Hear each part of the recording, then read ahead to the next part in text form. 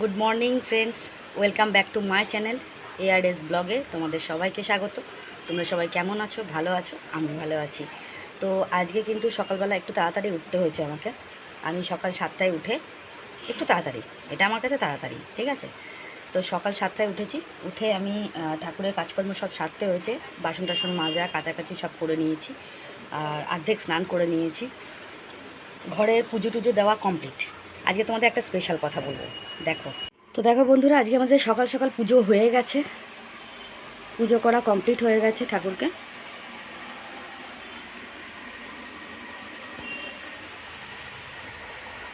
এটা আমার ভোলানাথ।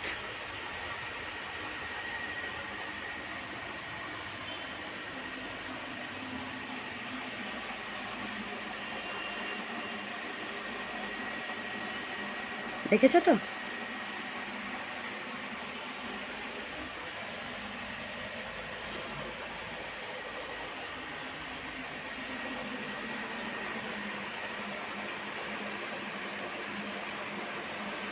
পুজো দেওয়া কমপ্লিট, দেখেছো? এখানেও ঠাকুরকে আমি তুলসী গাছে জল দেওয়া, ধূপ ধরানো সব কমপ্লিট হয়ে গেছে। ঘরের পুজোও কমপ্লিট হয়ে গেছে, দেখো। দেখেছো তো? এবার একটা কথা বলবো তোমাদেরকে, একটু ওয়েট করো। তো বন্ধুরা, এখন একটু চা খাবো। আমার হাজব্যান্ডও খাবে, আমিও খাবো, কারণ পুজো টুজো দিয়ে উঠলো। এখন কিন্তু 9টা বাজে। এখন আমরা চাটা খেয়ে তারপর আমি আসছি, কথা বলবো, ওকে? তো হ্যালো বন্ধুরা, তোমাদেরকে যে কথাটা আমার বলা কথা ছিল, মানে বলছিলাম, তো সেটাই এখন বলবো। আজকে কিন্তু বন্ধুরা আম্বাবচী, ঠিক আছে। আম্বাবচী হচ্ছে, তোমরা জানো যে এটা একটা খুব ভালো দিন, ভালো সময়। তো সেই দিনে সকাল সকাল মায়ের, মানে আম্বাবচী লাগার আগে মাদেরকে পুজো করে নিতে হয়, মায়ের ফটো টটো সব কিছু পুজো টুজো করে নিতে হয়। তারপর কিন্তু মায়েদের ফটোদেরকে ঢেকে দিতে হয়, আচ্ছাদন দিয়ে ঢেকে দিতে হয়, যাতে মায়ের কোনো রূপ আমরা না দেখতে পারি এই কটা দিন, ঠিক আছে। আম্বাবচী লেগেছে আজকে, মানে আজকে কিন্তু শনিবার। তো আজকে আম্বাবচী লেগেছে সকাল 8টা 43 থেকে 48 মিনিটের মধ্যে। পূর্ণিমা ছিল 6:30 পর্যন্ত, 6টা 33 বা 35 পর্যন্ত পূর্ণিমা ছিল। তো যার জন্যে কালকে আমরা জগন্নাথের স্নানযাত্রা করে নিয়েছি। আর আজকে আমরা সকালবেলা উঠে ঠাকুরের পুজো টুজো সেরে ঠাকুরকে, তোমরা হয়তো দেখতে পেলে যে আমি আসনটা যখন দেখালাম, তো সেখানে কিন্তু ঠাকুরকে আচ্ছাদন দিয়ে ঢাকা ছিল, মায়ের ছবিগুলো, অন্তত বাবাদের ছবি না, মায়ের ছবিগুলো, সেগুলো আচ্ছাদন দিয়ে ঢাকা ছিল। তো এখন এই কটা দিন তোমরা কিন্তু মাদের দেখতে পাবে না, মাদেরকে ঢাকা থাকে মুখ, মাদেরকে দর্শন করা এখন উচিত নয়, ওকে? তো যার জন্যে সেটা আমাদের মানে প্রত্যেকের ঘরেই হয়েছে, মানে আমাদের নিচে যে মন্দির রয়েছে, মন্দিরের মাকেও ঢেকে রাখা হয়েছে, আর আমাদের ওপরের মাকেও ঢেকে রেখেছি আমরা। আর দ্বিতীয় কথা হচ্ছে গিয়ে, এই সময়টায় কিন্তু মেয়েরা, বিশেষ করে মেয়েরা মাকে স্পর্শ করতে পারবে না, পুজো করতে পারবে না, মানে কোনো পুজোই করতে পারবে না, ঠাকুর ছুঁতে পারবে না, এবং ঠাকুরের মুখ দর্শন করতে পারবে না, মানে বিশেষ করে মেয়েদের এই সময়টায়। তো যার জন্যেই আমার হাজব্যান্ডই এখন কটা দিন পুজো টুজো করবে, সব কিছুই, যা সন্ধে টন্ধে দেওয়া সবই ও দেবে, আমি দেবো না, হ্যাঁ। আর একটা কথা, আর এই আম্বাবচীর টাইমটায়, হ্যাঁ, বলে আমার বড় যা, বলে আমার বড় যা অনেক কিছু জানে, জানো তো। আমার বড় যা বলে যে যারা সধবা মহিলা তাদেরকে কিন্তু একটা দিন মাছ খেতে হয়, একটা দিন হোক, দুটো দিন হোক। দেখো, আম্বাবচী লেগেছে আজকে, মানে স্যাটারডেতে লেগেছে, শনিবার লেগেছে, ছাড়বে কিন্তু মঙ্গলবার রাত্রি 9টার কাছাকাছি ছাড়ছে, মানে 8:30 থেকে 9টার মধ্যে ছাড়বে। তো এই কটা দিনের মধ্যে অবশ্যই সধবা মহিলাদের মাছ খেতে হবে, আমিষ খেতে হবে। তো এটাই হচ্ছে নিয়ম। আর দ্বিতীয় কথা হচ্ছে গিয়ে, যেদিনকে অম্বাবচী ছাড়বে, যেদিনকে যারা বিধবা মানুষ আছে, যারা সেদিনকে, তুমি জানো যে বিধবা, তোমরা জানো, সবাই জানো যে বিধবা মহিলাদের কী কী রুলস থাকে, কী কী করতে হয় সেই সময়টায়, হ্যাঁ। কী রুলস আছে, কি করতে হয় তোমরা হয়তো জানো, যে তাদেরকে কিন্তু এই সময় তারা অন্ন খেতে পারে না, কিছু গরম খাবার খেতে পারবে না, কিছুই খেতে পারবে না। তাদেরকে ফল, সাবু এইগুলো বা মিষ্টি এগুলো খেয়েই থাকতে হয়। তো যেদিনকে অম্বুবাচী ছাড়বে, যেদিনকে ওনারা স্নান করবেন, সব জামা কাপড় কাচাকাচি করে মাথায় শ্যাম্পু করে স্নান টান করবেন, সেই দিন কিন্তু কোনো সদমা মহিলা মাথায় শ্যাম্পু করতে পারবে না, কাচাকাচি করতে পারবে না, কিছুই করতে পারবে না। এটা কিন্তু নিয়ম। তো সেটাই আমরা করে থাকি। আর আমার বাড়িতে তো আমার যখন শাশুড়ি মা ছিল তিনিও অম্বুবাচী করতেন। আমার মেঘ ডাকছে, দেখেছো তো, বৃষ্টি হয়ে গেল একটু আগে, আবার মনে হয় হবে। তো আমার শাশুড়ি মা করতেন এবং আমার বড় যাও করেন। এবার শাশুড়ি মা তো এখন তো নেই, উনি গত হয়েছেন, তো এখন আমার বড় যা করে। তো এই জন্যে ওর কাছ থেকে সমস্ত কিছু জানা যায়। ও আমাদেরকে প্রসাদ দেয়। প্রসাদ মানে ওই সাবু মাখা যেটা ও মাখে, সেটা কিন্তু আমাদেরকে দেয়। ওটা খেতে হয়, ওটা খাওয়া কিন্তু ভালো। তো সেটাই তোমাদেরকে জানালাম। তো দেখতে থাকো আজকের ব্লগটা। আজকে শুভ অম্বুবাচী বলেই স্টার্ট করলাম। দেখালাম তোমাদের ঠাকুরকে, আমাদের ঠাকুর সব ঢাকা রয়েছে। তো আজকে এখন কটা দিন খুব একটা ভালো করে দেখাতে পারবো না, কেন তোমাদের দেখানো মানে সে তো তোমরাও দেখতে পাচ্ছ, এটা দেখাটা উচিত নয়। তাই জন্যে আমি তোমাদেরও দেখাবো না, আমি নিজেও যাব না, ঠিক আছে? তো আচ্ছা চলো দেখতে থাকো। আমি এখন টিফিন বানাবো, সংসারে কাজকর্ম সারবো, দেখতে থাকো। ওকে, দেখো আমার হাজব্যান্ডের টিফিন রেডি হয়ে গেছে। আজকেও টিফিন খাবে কিন্তু রুটি আর কালকের ভোগের যে পায়েস ছিল সেই পায়েসটা দিয়ে। ওকে, আর এখানে কিন্তু আমি আমার একটু মটর ডাল বসিয়েছি। আজকে তো নিরামিষ রান্না হবে, শনিবার যেহেতু। তো এই জন্যে ওটা ডালটা হতে থাক। আর এইটা দিয়ে আমি আমার হাজব্যান্ডকে আগে টিফিনটা দিয়ে আসি। আর বন্ধুরা একটা কথা, আমাদের বাড়িতে না অমাবস্যা, পূর্ণিমা, শনিবার এগুলো কিন্তু সব নিরামিষ খাওয়া হয়। হ্যাঁ, অমাবস্যা পূর্ণিমায় আমরা আঁশ খাই, এই আওয়াজে শুনতে পাবে না। অমাবস্যা পূর্ণিমায় আমরা আঁশ খাই না, শনিবার আঁশ খাই না। কখনো কখনো আমাদের কিন্তু লক্ষ্মী পুজো হয়। লক্ষ্মী পুজো মানে হচ্ছে গিয়ে এটা কিন্তু মানে যেটা এদেশীয়দের যেরকম আছে না, যেমন ভাদ্র মাস, পৌষ মাস, এইগুলোতে যে লক্ষ্মী পুজো হয়, যেগুলোকে বলে কাঠা পুজো, সেই সময় যদি বৃহস্পতিবারে পুজো হয়, তখন কিন্তু আমরা পুরোপুরি নিরামিষ খাই। সেখানে কিন্তু আমরা মাছ মাংস কিছু খাই না, আশা জিনিস খাই না। তার মধ্যে দশহরা রয়েছে, প্রত্যেকটা এমন কিছু কিছু আছে সময়, সেই সময়টা কিন্তু আমাদের নিরামিষ। সিটির জন্য না কথাটা শুনতে পাবে না, তো যাই হোক। তো এই জন্য আজকে তো শনিবার, এমনিতেই নিরামিষ হবে। তো তোমরা দেখতে থাকো কী রান্না করি। আজকে রান্না বেশি কিছু করবো না, কারণ মটর ডাল করছি। কালকে না ভোগের আলুর দমটা রয়ে গেছে, আলুর দমটা আছে। আর যদি পারি তাহলে একটুখানি ছানাটা রয়েছে, ছানাটা দিয়ে যদি তরকারি করতে ইচ্ছা করে তাহলে করবো। তোমাদেরকে তোমাদের শেয়ার করবো, করেছি তো ছানার বড়া তরকারি শেয়ার, তাই না? ঠিক আছে, ওকে। তো হ্যালো ফ্রেন্ড, ঘরের কাজকর্ম মোটামুটি কমপ্লিট হয়ে গেছে। ঘরটা মুছে, আর ওই যে আজকে তো শনিবার ছিল, ময়লার বালতিগুলো বাইরে রাখা ছিল। আজকে সকালে তাড়াতাড়ি উঠেছি, তাড়াতাড়ি কাজকর্ম হয়ে গেছে বলে ওটা ধোয়া হয়নি। তো ওগুলো ধুয়ে তুলে তারপরে স্নান টান করে খাওয়া দাওয়া করবো। আর আমার বরের তো পুজো টুজো হয়েই গেছে, ও এখন খেতে বসবে। ঘরটা মুছে নিই তারপরে। আর আজকে এত বৃষ্টি পড়ছে, তোমরা দেখো, এত বৃষ্টি পড়ছে যে আমার জামা কাপড়গুলোর কী অবস্থা দেখতে পাচ্ছ। এইখানটা করে মেলে দিয়েছি কোনো রকমে জলটা ঝরার জন্যে। আর ঘরের অবস্থা তো শোচনীয়, মানে আমার ঘরের এ মাথা থেকে এখান থেকে ঝুলছে একদম ওই মাথা পর্যন্ত ঝুলছে। অবস্থা খুবই শোচনীয়। জামা কাপড়গুলো ঘরে একটু মানে ওই ঘরের ভেতরে যে জামা কাপড় আছে, এগুলো তো 2-3 দিনের জামা কাপড়। তো ওইগুলো এখন পাখার তলায় থাকলে হালকা হালকা ঠান্ডা ঠান্ডা লাগছে, ভিজা ঠিক নয়, ঠান্ডা ঠান্ডা লাগছে। তো ঘরের ভেতরে মেলা থাক, সন্ধ্যেবেলা তুলে এগুলো ভাঁজ করে তুলে রেখে দেবো। তো এইটাই আর কি। তো আমি স্নান টান করে আগে ঘরটা মুছে স্নান টান করে তারপরে আসছি। তার আগে দেখাই যে আমি আজকে কি রান্না করেছি। ওকে, আজকে আমি রান্না করেছি, এটা হচ্ছে ঝিঙে দিয়ে শসা দিয়ে আলু দিয়ে তরকারি। আর এটা হচ্ছে কালকের ওই আলুর দমটা ছিল ওটা।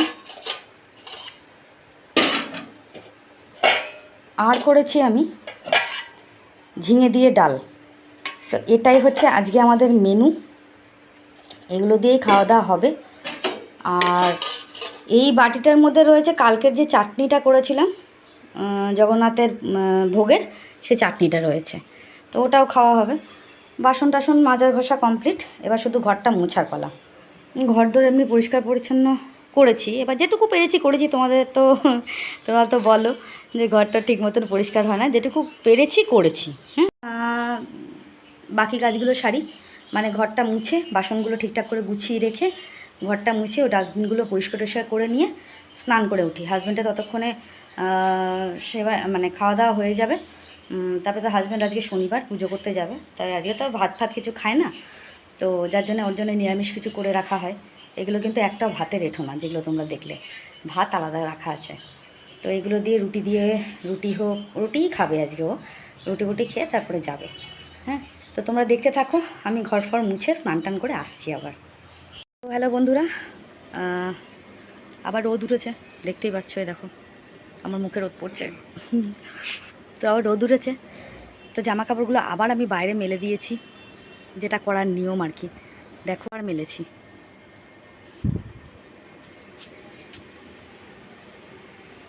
জানি না আবার কখন বৃষ্টি নামবে তার ঠিক নেই, তবুও মেলে দিয়েছি, কেননা ভিজেগুলো মেলা থাকবে তো একটুখানি, এই যা রোদ্দুর একটু হয় আর কি, যা টানবে। তো হাজব্যান্ডের খাওয়া দাওয়াও হয়ে গেছে, এবার আমি বসবো খেতে, খাওয়া দাওয়া করি। আর জব আজকে আমি নিচেই করব, ওপরে করব না, যেহেতু এখন ঠাকুর ঘরে আমি যেতে পারবো না, তাই জন্য এখন ওপরে করবো না, আমি নিচেই করব। তো জব করে খাওয়া দাওয়া করে তোমাদের সাথে সন্ধ্যাবেলা দেখা হচ্ছে, তোমাদের সাথে কিছু কথা বলবো আমি, তোমাদের এই কমেন্টের কিছু রিপ্লাই দেবো, তো অবশ্যই দেখো, স্কিপ করো না, ঠিক আছে? তো এখন যাই, আমি খাওয়া দাওয়া করি, করে একটু রেস্ট করি, তারপর সন্ধ্যাবেলা আসছি। ওকে, গুড ইভিনিং বন্ধুরা। এখন তো সন্ধে 7:45 বাজে, 7:30 7:45। তো সন্ধে দেওয়া, জল ভরা, সব কাজ করা হয়ে গেছে। হাজব্যান্ডও চলে এসছে, চা বানিয়েছি, চা খাওয়া দাওয়া হচ্ছে। আমার চা আমি এখানে রেখেছি বিছানার ওপরে, আর হাজব্যান্ড ও ঘরে রয়েছে চা নিয়ে। তো আরও আজকে আসার সময় আমার বড় যা যেহেতু আমাবুচি করে, তো বড় যার জন্যে ও সাবু, মিষ্টি, কলা, আম, বর্তমান কলা, আম, ফল এগুলো নিয়ে এসছে ওকে দেওয়ার জন্যে।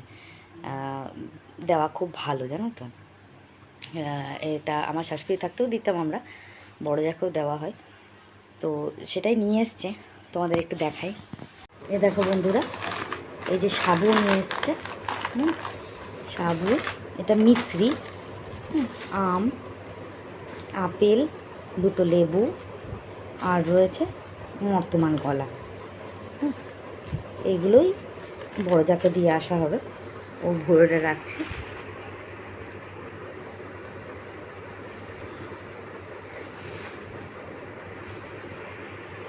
তো এগুলোই দিয়ে আসা হবে বড়দিকে। আমি বড়জাকে আমি বড়দি বলে রাখি, আর মেজোজাকে মেজদি বলে ডাকি। তো বড়দিকে দিয়ে আসা হবে এটাই। আর আজকে আবার না মাল এসছে, বুঝেছো তো। তো মালটা এসেছে, মালটা এখন করব, মালিক এখনও দিয়ে যায়নি, আমাকে ফোন করেছিল যে মাল আছে অল্প, তুমি কি একটু করে দিলে ভালো হয়। আমি যে ঠিক আছে পাঠিয়ে দাও, আমি অনেক দিন ধরেই মাল করছি না, বন্ধ রেখেছিলাম। তো এই জন্যে ও ফোন করে বললো মালিক, তাই আমি বললাম ঠিক আছে তুমি মালটা পাঠিয়ে দাও, আমি করে দেবো। তো মাল নিয়ে আসছে।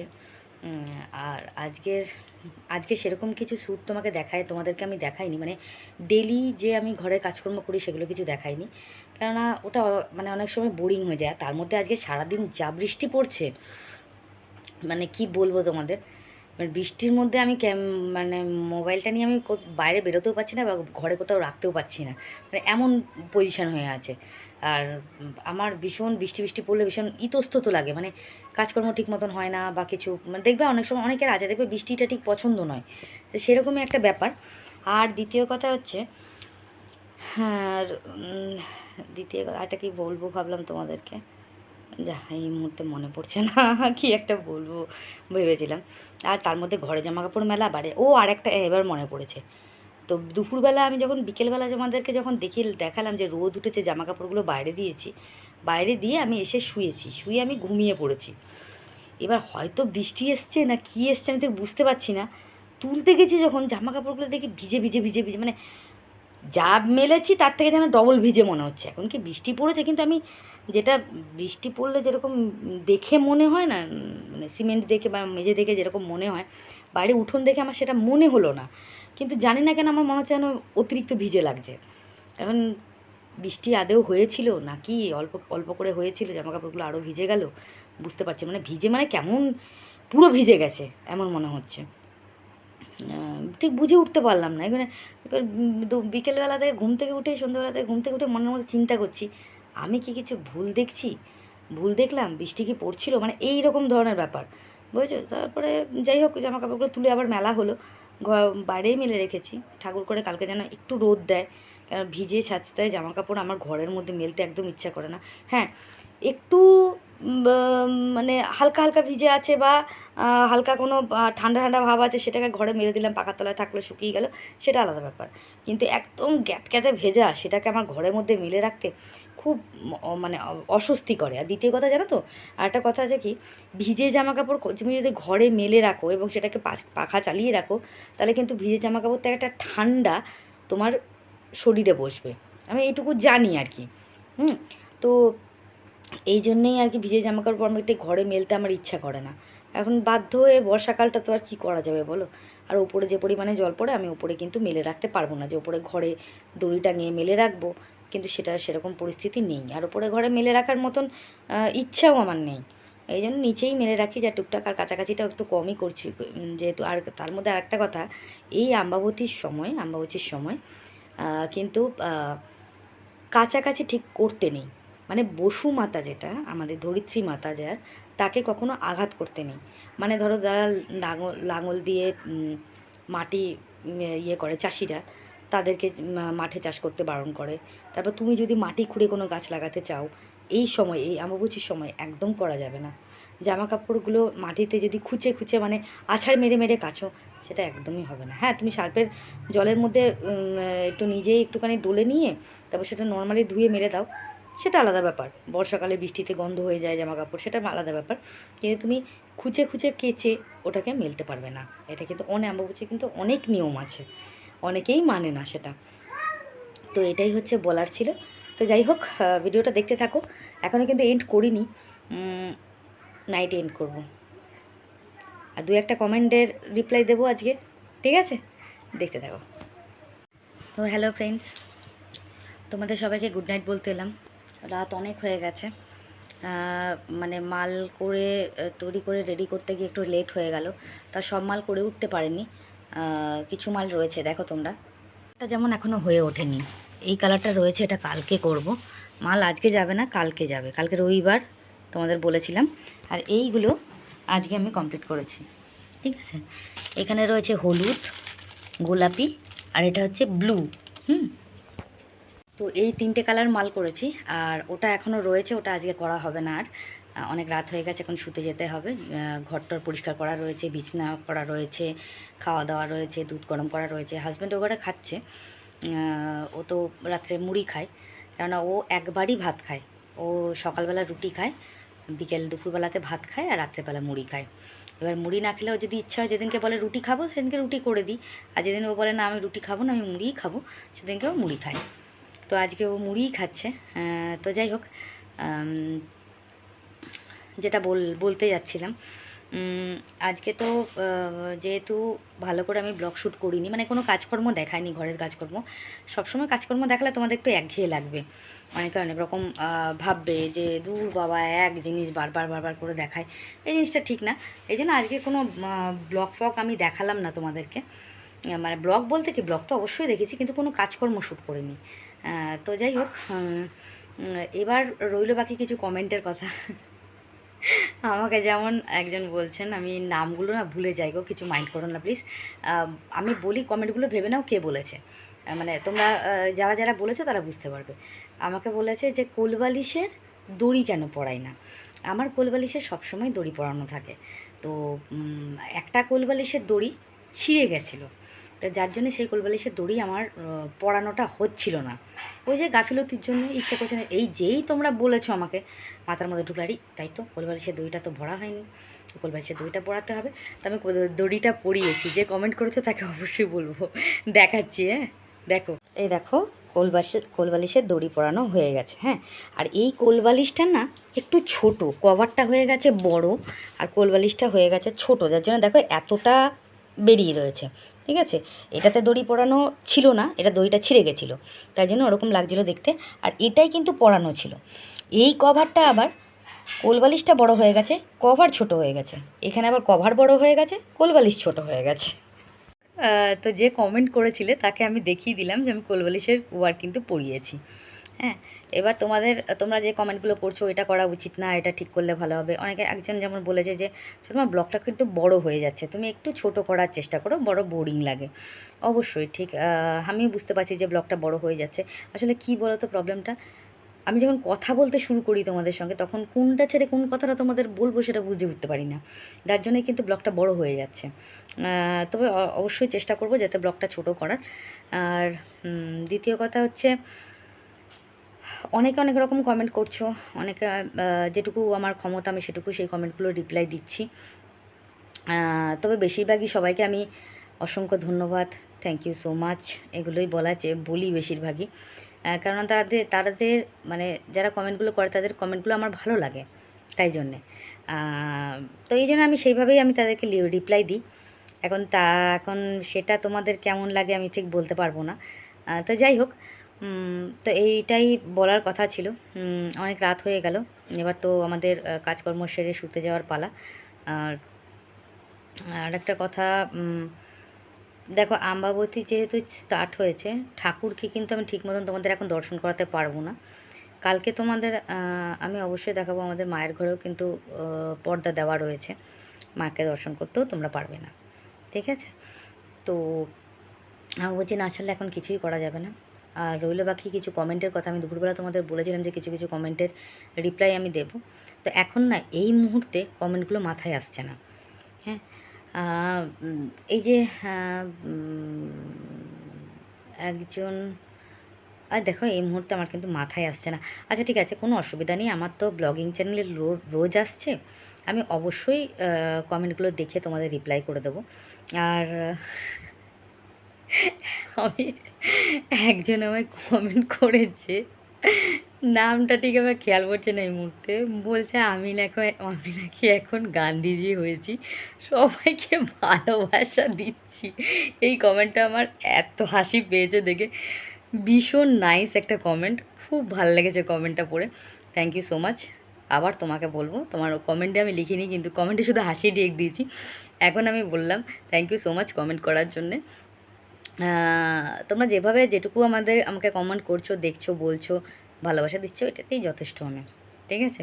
কমেন্টটা কিন্তু ভীষণ নাইস একটা কমেন্ট, খুব ভালো লেগেছে আমার কমেন্টটা পড়ে। তো যাই হোক, সবাই ভালো থাকো, সুস্থ থাকো, নিজেদের শরীরের যত্ন নিও, পরিবারের সবাইকে ভালো রেখো। তো এটা দিয়ে ব্লগটা শেষ করবো আমি আজকে।